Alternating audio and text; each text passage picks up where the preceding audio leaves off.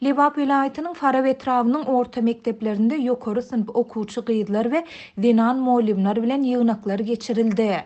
Vilayat bilim bölüminiň we dinanlar birleşiginiň wekilleri tarapyndan geçirilen bu ýygnaklarda aýal gyzlaryň ahlagy we olaryň daşky keşfine değişli gadançylyklar barada gurrun edildi. Şeýle-de mundan beýlek mekdebi tamamlamanka, nikasyz göwreli bolan okuwçy gyzlaryň okuwdan çykaryljakdygy duýduruldy. Bu barada Adatlyk radiosynyň habarçysy 4-nji noýabrda Lewapdan habar berdi. Geçen hepdäniň any we şenwe, şu hepdäniň duşanbe we sişenme günleri Farawyň 1-nji, 2-nji, 3-nji, 5-nji, 9-njy we 11-nji mekteplerinde ýygnaklar geçirildi. 9-njy, 10-njy we 11-nji klass okuwçy gyzlar we dinan molimler bilen geçirilen ýygnaklar wagyz nesihat hem edep terbiýe barada boldy. Mundan başga olaryň daşky keşfine, egin eşigine, saçyna we ýüzüne çalýan terişdelerine değişli gadançylyklar tekrarlandy. Olary berjaý etmek berk talap edildi diýip habarçy aýtdy. Bu ýygnaklara gatnaşan molimleriň we okuwçy gyzlaryň ençemesiniň habarçymyda aýtmagyna görä, ýygnagy geçiren resmiler okuwçy gyzlara edep terbiýeli bolmak barada berk ündew etdiler. Ýaş nikasyz göwreli bolýan okuwçy gyzlaryň hem indi mektepden kowuljakdygy duýduruldy diýip Farawyň 1-nji mektebiniň molimi özüni Zöhre diýip tanıştyran bilim işgäri aýtdy. Şeýle-de resmiler iş ya okuw wagtynda sakky çeýnän ýa-da çilim çeken dinan molimleriň işden kowuljakdygyny hem-de okuwçy gyzlaryň jedalandyryljakdygyny hem duýdurdular. Ýöne Faraply molim okuwçy gyzlaryň nähili jedalandyryljakdygynyň aýdyňlaşdyrylmandygyny belledi.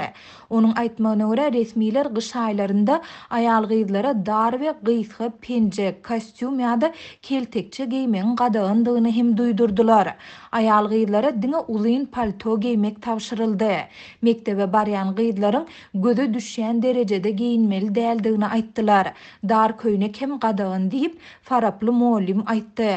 Onuň sözlerine görä okuwçy gyzlara we dinan molimlere emeli kirpik dakmagyň, saç kesmegiň ýa-da onu açyk reňke boýamagyň hem gadagandygy duýdurulupdyr. Sumkalaryň hem adaty we ýönekey bolmalydygyny aýtdylar. Köwüşlerimiziň, tuflilerimiziň hem ökçesi pes bolmaly diýip ol belledi. Şeýle-de molim bilim işgärleriniň we okuwçy gyzlaryň erkin hem de azat bolasy gelýändigine, islän giyimini giyip saçyny islän reňkine boýasy gelýändigini hem sözüniň üstüne goşdy. Molimleriň we okuwçy gyzlaryň tasdiklamagyna görä, resmiler bu ýygnaklaryň geçirilmeginiň şeýle-de gadançylyklaryň we talaplaryň sebäpleri barada hiç zat aýtmadylar. Adatlyň habarçysy bu ýygnaklardan soň köçelerdäki polisiýa işgärleriniň aýal gyzlaryň giyimine, daşky görnüşine gödöwçiligi güýçlendirendigini hem habar berýär. Häzir köçelerde saçy sary ýa-da gyrmyzy reňkdäki aýallary polisiýa bölümine äkidip sorag edýärler. Gysga ýa-da dar köýnekdäki aýallardan düşündür şalýarlar diýip habarçy sözüni jemledi.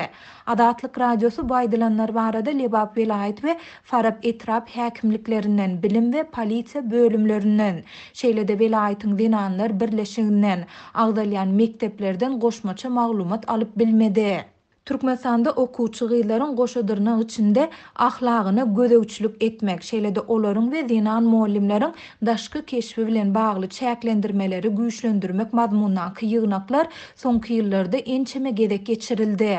Geçen ýylyň oktýabrynda Mary vilayatynyň Mary şäherindäki orta mekteplerde okuwçylaryň enatalary bilen ýygnak geçirilip, olardan öz çağalaryna gödöwçiligi güýçlendirmek talap edildi. Şeýle-de bu ýygnaklaryň dowamında enatalary okuwçy gyzlaryň ginekologiýa barlygyndan geçiriljekdigi hem duýduruldy. Ýygnaklary geçiren mektep ýolbaşçylary munyň sebäplerini soňky ýyllarda ketelhanalarda mektep okuwçylarynyň çağı dogurýandygy, şeýle-de abort etdirýändigi bilen düşündirdiler. Türkmenistanyň häkimetleri we döwlet mediasy bu ýygnaklary açyk agzap mesele gozgamaýar.